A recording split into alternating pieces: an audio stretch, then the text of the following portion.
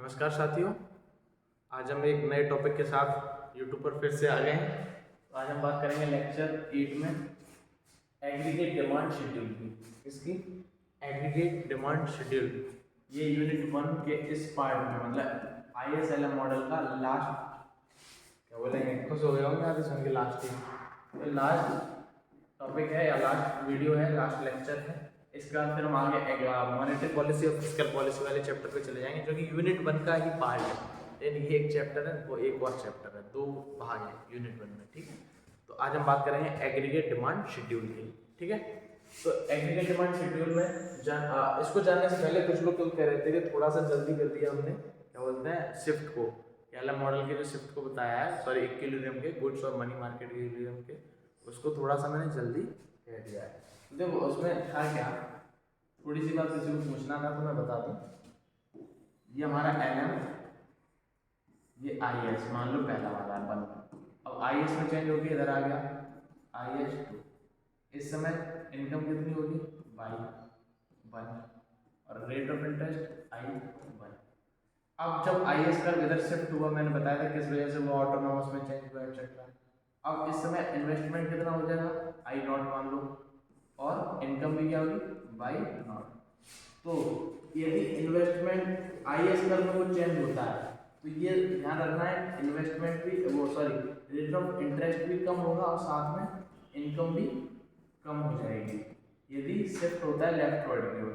ऐसे यदि राइटवर्ड की ओर IS शिफ्ट होगा तो इन्वेस्टमेंट भी और रेट ऑफ इंटरेस्ट भी बढ़ जाएगा और साथ में इनकम भी बढ़ जाएगी। तो दोनों चीज या तो बढ़ेंगे या फिर घटेंगे। ठीक है, तो ये एक चीज जानने वाली थी।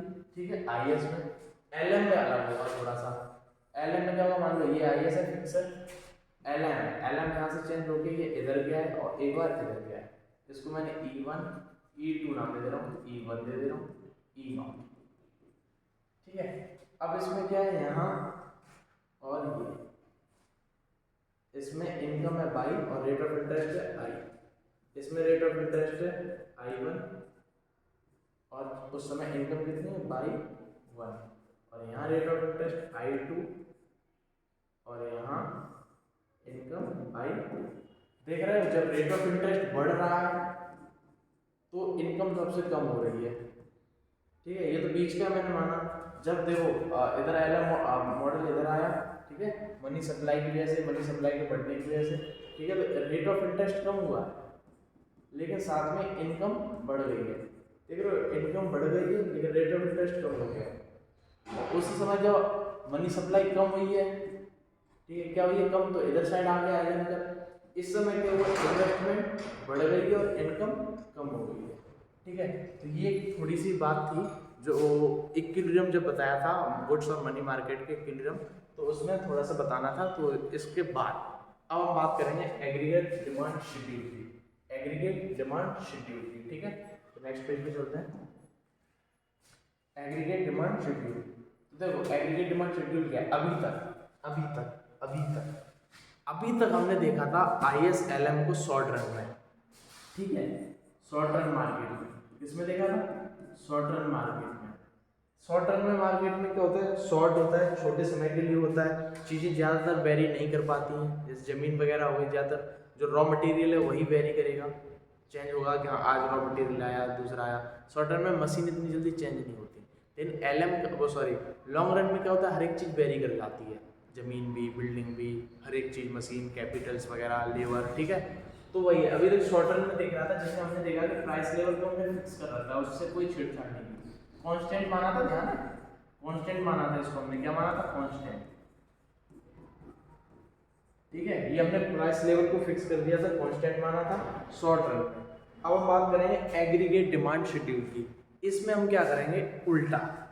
क्या उल्टा करेंगे, aggregate demand schedule, aggregate demand schedule में हम देखेंगे, ये एक तरीके से एग्रीगेट जो डिमांड शेड्यूल है, ये एलएम कर्व में वो क्या बोलते हैं, एलएम कर्व, सॉरी तुम्हारा जो एलएम कर्व और IS कर्व, ये दोनों जो कर्व हैं या इनके इक्विलिब्रियम है, इसी को चार्ट आउट करेगा, बताएगा, समझाएगा एग्रीगेट डिमांड कि क्या प्राइस लेवल का ऐसे समझो, प्राइस लेवल का रिलेशन और आउटपुट का रिलेशन समझाएगा हमें, क्या चीज, एग्रीगेट डिमांड। इसका वैसे तो मैंने बता ही दिया अभी, डाउनवर्ड स्लोप होता है जैसे IS कर्व का होता है वैसे ही, ठीक है। इसको थोड़ा सा ड्राइव करने की कोशिश करता है, ठीक है।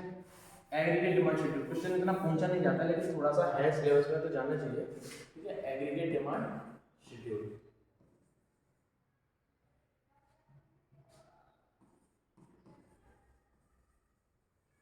ठीक है। Aggregate demand schedule, aggregate demand schedule में बेटा होगा क्या, देखो एग्रीगेट डिमांड शेड्यूल में हम दो पहले कर्व बनाते हैं, तो समझ में अच्छा है।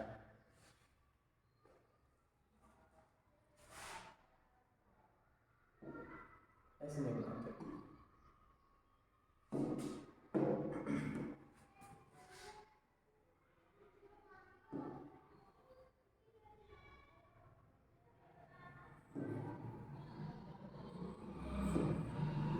ठीक है। अब इसमें देखो क्या होगा, इसमें 5 मिनट कोई नहीं। अब देखो पहले हम नॉर्मल सा बना लेते हैं, पूरा रूलर से बनाते हैं, सॉरी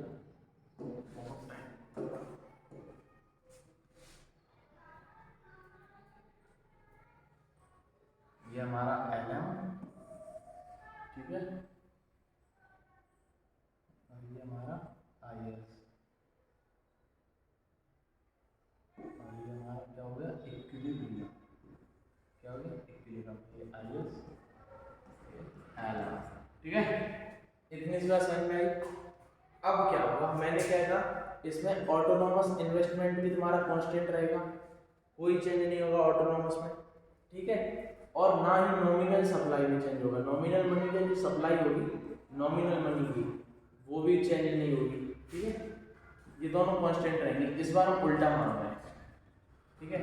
पहले हमने क्या किया था, पहले हमने प्राइस लेवल को चेंज नहीं किया था, प्राइस लेवल को वही रखा था। मनी सप्लाई चेंज हो रही थी लेकिन प्राइस लेवल नहीं हो रही थी, ये नॉमिनल मनी की वजह से हो रही थी, इसकी वजह से, ठीक है। नॉमिनल और रियल मनी तो ध्यान होगा ही। तो देखो इस बार हम क्या करेंगे, प्राइस को चेंज करेंगे, प्राइस लेवल को चेंज करेंगे। मान लो जब प्राइस लेवल 1 है तो हमारा ये सीन है, इनकम इतनी है हमारी, ठीक है, रेट ऑफ इंटरेस्ट इतना है, और इस समय हमारा पॉइंट यदि नीचे लेके आए तो अच्छा रूलर से कर देता हूँ, लगने दो टाइम थोड़ा सा देख लो, ठीक है। इस समय रेट ऑफ इंटरेस्ट हमारा कितना होगा, ये होगा, ठीक है। आई कई की तो शिकायत ये है, एक ही पेन से पूरा बोर्ड भर देते हो, थोड़ा बहुत तो इधर उधर करो यार, तो समझ में आना चाहिए बस, ठीक है। इस समय आउटपुट कितना होगा हमारा,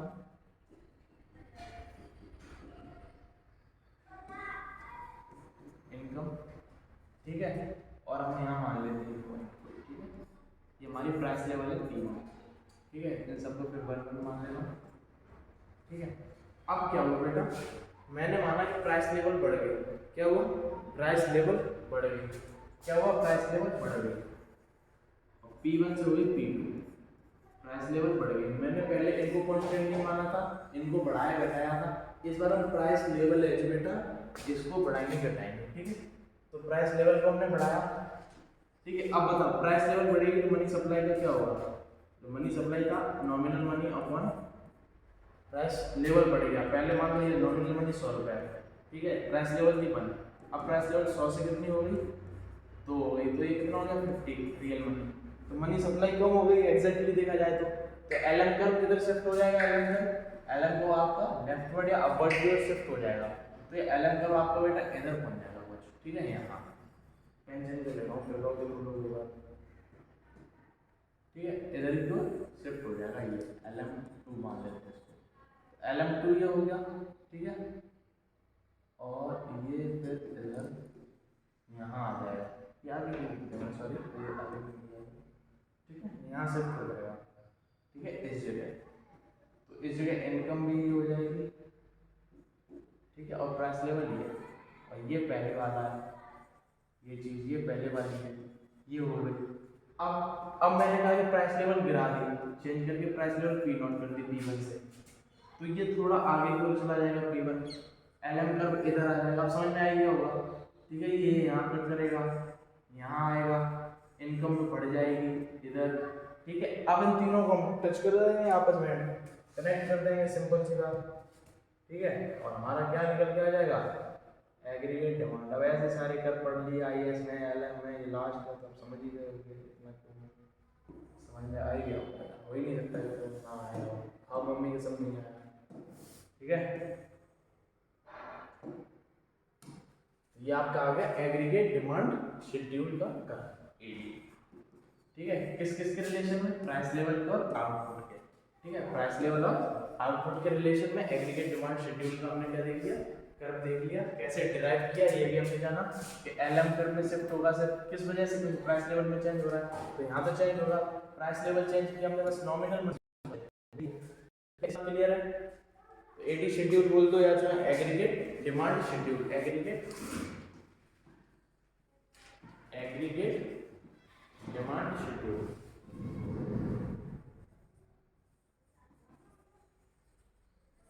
ठीक है, एग्रीगेट डिमांड कितनी सा क्लियर है? बोलो क्लियर है? क्लियर है तो हम इसके शिफ्ट की बात करेंगे कि एग्रीगेट डिमांड जो हमने निकाला है ये कर्व, इसमें कैसे चेंज होगा, इसमें क्या शिफ्ट होगा। तो ठीक है, अब शिफ्ट में ये मत कहना कि शिफ्ट में तुमने ये चेंज क्यों कर दी है, वो शिफ्ट है बेटा। ठीक है, अब हमने प्राइस लेवल को फिक्स करके एडी का कर्व निकाला है। अब हम आगे बढ़ते हैं और शिफ्ट की बात करते हैं। ठीक है, shift in AD curve, shift in aggregate demand schedule.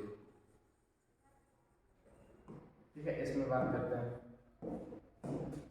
ठीक है, शिफ्ट देखते हैं शिफ्ट कैसे होगा। तो देखो पहले शिफ्ट दो वजह से होगा, शिफ्ट होने के जैसे हमने देखा था वही सेम सीन होगा, इक्विलिब्रियम में देखा था वही सेम सीन यहाँ होगा। यहाँ एक तो या तो फिस्कल पॉलिसी इसकी वजह से चेंज होगा, ठीक है, या फिर मॉनेटरी पॉलिसी। ये होती है स्पेलिंग है मॉनेटरी पॉलिसी की, किधर गया, TARY होती है, सॉरी इसीलिए मैंने गड़बड़ लगा है, TAR। ठीक है, मॉनेटरी पॉलिसी, फिस्कल पॉलिसी है monetary policy. Monetary policy money से रिलेटेड, तो ये मनी मार्केट में चला गया तो मतलब मनी सप्लाई को चेंज करेगा। ठीक है, फिस्कल पॉलिसी गवर्नमेंट के टैक्स वगैरह हो गए, गवर्नमेंट का एक्सपेंडिचर हो गया, ठीक है, उनकी स्पेंडिंग्स हो गई। तो सिंपल सी बात है कि हम आईएस कर्व में बात करेंगे। आईएस यानी ऑटोनॉमस इन्वेस्टमेंट की कंपोनेंट जो भी है उसकी बात करेंगे। यहाँ मनी सप्लाई मतलब एल कर्व हो गया, मनी सप्लाई।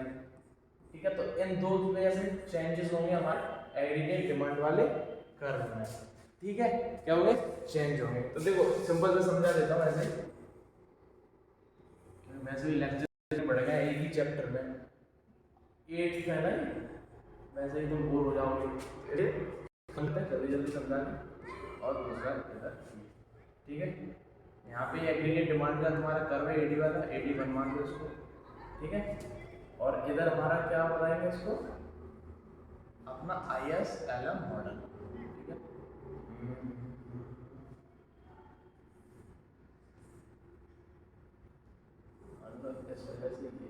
ठीक है, ये आपका इनकम ये हो गया, यहाँ प्राइस लेवल होगी, यहाँ तुम्हारा आउटपुट प्राइस होगा। अब मैंने क्या कहा, पहले चेंज करते हैं, बताओ IS को क्या बोलते हैं, फिस्कल पॉलिसी का चेंज देखोगे या मॉनेटरी का? चलो मॉनेटरी का कर देते हैं। तो मॉनेटरी का करोगे तो LM चेंज हो जाएगा। क्या चेंज होगा? LM चेंज हो जाएगा। और LM किधर आ जाएगा?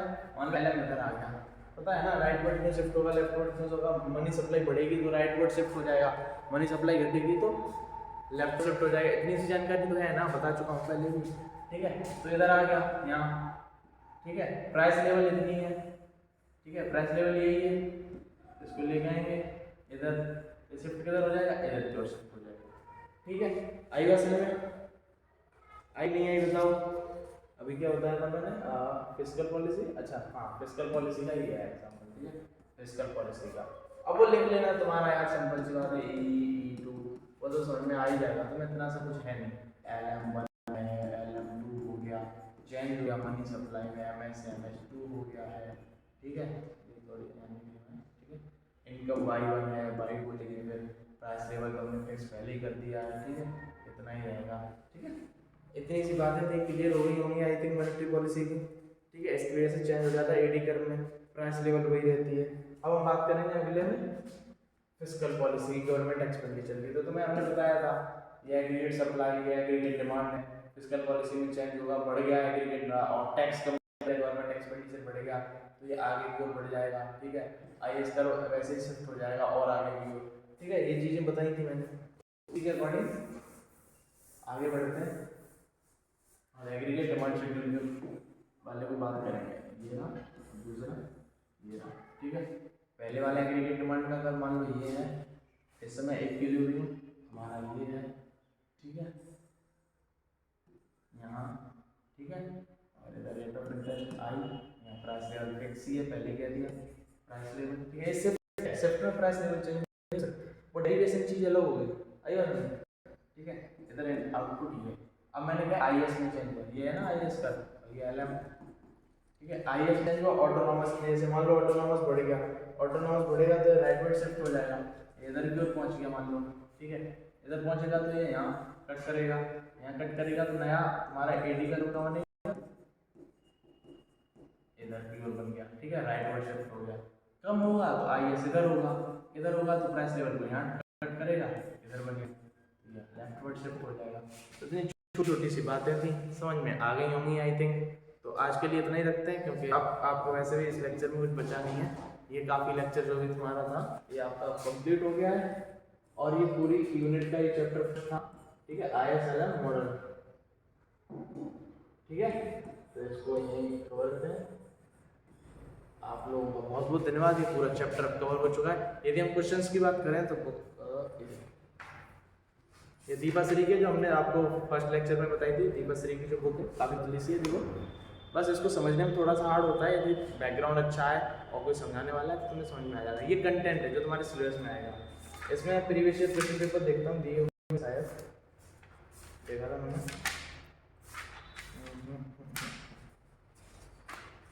ये देखो, यदि आप सही से देख पा रहे हो तो ये कुछ क्वेश्चंस हैं, स्क्रीनशॉट ले लेना जो प्रीवियस ईयर पूछे गए हैं, ठीक है। अब देख लेना जितना मैंने पढ़ाया उन सब में से यही क्वेश्चंस हैं। जैसे पहला question, discuss the effect of expansionary fiscal policy on equilibrium income. तो मैंने वही बात, इक्विलिब्रियम है ISLM का, उसमें फिस्कल पॉलिसी का क्या अंतर होगा। फिस्कल पॉलिसी ऊपर नीचे होगी तो आपका IS कर्व जो है ये ऊपर नीचे होगा, जब IS कर्व नीचे ऊपर होगा तो कैसे इनकम, जब ये IS नहीं हो जाएगा तो आपकी जो क्या बोलते हैं रेट ऑफ इंटरेस्ट भी गिर जाएगा, साथ में इनकम भी कम हो जाएगी, और ऐसे आप फिस्कल पॉलिसी का बता देना, ठीक है। और क्या बोलते हैं, drive the aggregate demand curve, what is the effect of fiscal policy on AD curve, बता देना। ये सिंपल सी चीज है, क्या लिखा है, drive the aggregate demand curve, AD का कर्व बताना है, बता दो, बता दिया, ये अभी बताया इसी लेक्चर में। एडी का कर्व जो अभी डाउनवर्ड स्लोप आया था, ठीक है, उसको बताना है तुम्हें। Effect of fiscal policy on AD curve अभी अभी तो खत्म किया है, ये रहा तुम्हारा, ठीक है। ये क्वेश्चन आया हुआ है, कब आया है, 2016 में आया है और 2017 में आया है, ठीक है। उसके बाद पूछा shift in IS curve, right short note on shift in IS curve, 2017 में BA प्रोग्राम में पूछा गया। ये क्वेश्चन मैं टेलीग्राम पे डाल दूंगा, ठीक है। इसमें शिफ्ट इन IS कर्व में शिफ्ट किस वजह से होगा, ऑटोनॉमस, ये बताया था ना मैंने, गवर्नमेंट एक्सपेंडिचर की वजह से होगा, साथ में और क्या था, इन्वेस्टमेंट ऑटोनॉमस वाला, ठीक है, ट्रांसफर पेमेंट, नेट एक्सपोर्ट्स, ठीक है, ये सब बताया था ना। और कुछ रह गया इसमें, कंजप्शंस, ठीक है, ऑटोनॉमस कंजप्शन। तो इन सब की वजह से क्या होगा, ऑटोनॉमस चेंज होगा कि यदि सेविंग इंसान ज़्यादा कर रहा है, आपने प्रीवियस सेमेस्टर में पढ़ा होगा आपने कैसे क्या बोलते हैं स्पेकुलेटिव मोटिव, ट्रांजैक्शन मोटिव, उसके लिए पैसा लोग रखने लगता है, ऐसी चीज़ें थी, ठीक है। यहाँ बता सकते हो तुम। अगला क्वेश्चन क्या है, what is money market equilibrium, money market equilibrium पूछा है, कितना सिंपल सा है। मनी मार्केट इक्विलिब्रियम का मतलब LM कर्व का पूछ रहा है, तो आप LM बता देना क्या है मनी मार्केट, यहाँ पे डिमांड और सप्लाई दोनों मनी की इक्विलिब्रियम में आ जाए, ठीक है। वही सब ड्राइव पूछा है, डेरिवेशन पूछा है, LM कर्व का बता देना, ग्राफिकल, ठीक है। What is slope indicate, slope क्या इंडिकेट करता है, तो वहाँ पे K और H वाली बात बता सकते हो स्लोप में, ठीक है, कि स्लोप क्या इंडिकेट करता है। और आगे क्या है question,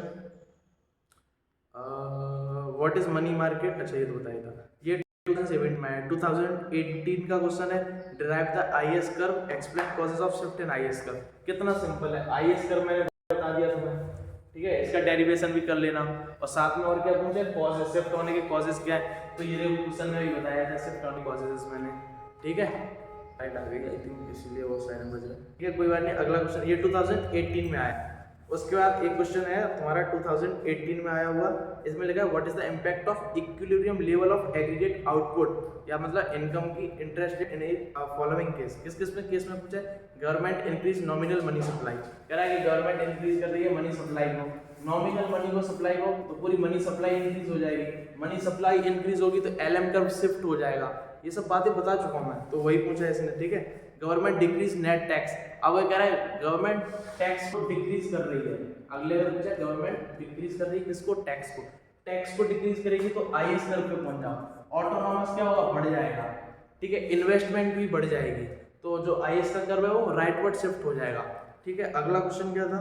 government increase its on expenditure, government अपना, यही चीज है यार, गवर्नमेंट अपना एक्सपेंडिचर इंक्रीज कर रही है, ऑटोनॉमस इंक्रीज होगा। एग्रीगेट डिमांड वाले कर्व थे, ये था तुम्हारे क्या बोलते हैं, एग्रीगेट सप्लाई, एग्रीगेट डिमांड, ये ऊपर की ओर बन जाएगा, आईएस कर्व शिफ्ट हो जाएगा, आईएस कर्व शिफ्ट हो, इक्विलिब्रियम भी आगे पूछ लेगा तो आप तुम बता सकते हो वो भी शिफ्ट हो जाएगा। काफी क्वेश्चन सिंपल है। और उसके बाद 2019 में क्वेश्चन पूछा है explain what happens to the IS LM curve if there is increase in investment and increase in money supply. तो सिंपल सी बात है, इन्वेस्टमेंट तो बढ़ेगा जब रेट ऑफ इंटरेस्ट कम होगा। यहाँ क्या पूछ रहा है? आईएस और एलएम में क्या अंतर होगा? तो जब इन्वेस्टमेंट बढ़ेगी बेटा,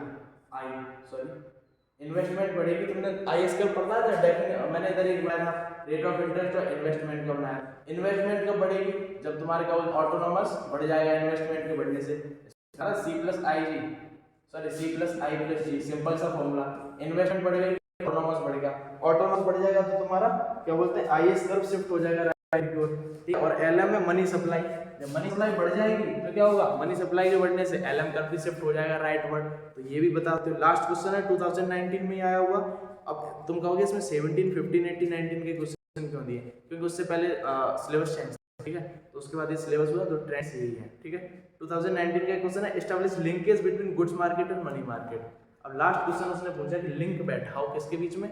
मनी मार्केट और गुड्स मार्केट में। तो जो मैंने शुरुआत में फर्स्ट लेक्चर में आपको ग्राफ बताया था रेट ऑफ इंटरेस्ट की वजह से क्या चेंज होता है मनी मार्केट की गुड्स मार्केट में, उसमें तुम फिस्कल पॉलिसी और क्या बोलते हैं मॉनेटरी पॉलिसी भी बता सकते हो। तो ये आपके कुछ क्वेश्चन थे, टोटल कितने थे बता दो, टेलीग्राम पे डाल दूंगा मैं, और नहीं तो आप ये बुक भी ले सकते हो, ठीक है। अच्छी बुक है, काफ़ी समझ में भी आ जाएगी। कितने हैं इसमें? 14 क्वेश्चन है, वो दिख रहा हो मे बी 14 क्वेश्चन है, आप ये क्वेश्चन देख सकते हो, स्क्रीनशॉट ले सकते हो, ठीक है। 14 क्वेश्चन है, तो ये यहाँ पे कंप्लीट होता है, ठीक है। क्वेश्चंस देख लेना, ऐसा कोई क्वेश्चन नहीं जो छूट गया हमारे लेक्चर्स में। जितने भी क्वेश्चन इससे आएंगे मैं प्रीवियस ईयर के क्वेश्चन पेपर भी टेलीग्राम पे डाल दूंगा, आप देख सकते हो पूरा किस तरीके से, एक भी क्वेश्चन नहीं बचेगा वो आपका। प्रॉपर मैंने पूरा चैप्टर तरीके से आपको पढ़ा दिया है, ठीक है। आगे हम बात करेंगे अगले चैप्टर में मॉनेटरी पॉलिसी और फिस्कल पॉलिसी की, जो कि यूनिट 1 का ही पार्ट है, ठीक है। उसमें हम 3-4 लेक्चर लगेंगे, ठीक है। चलो मिलेंगे अगले लेक्चर में। थैंक यू सो मच कि आपने पूरा चैप्टर हमसे, ठीक है। मिलते हैं।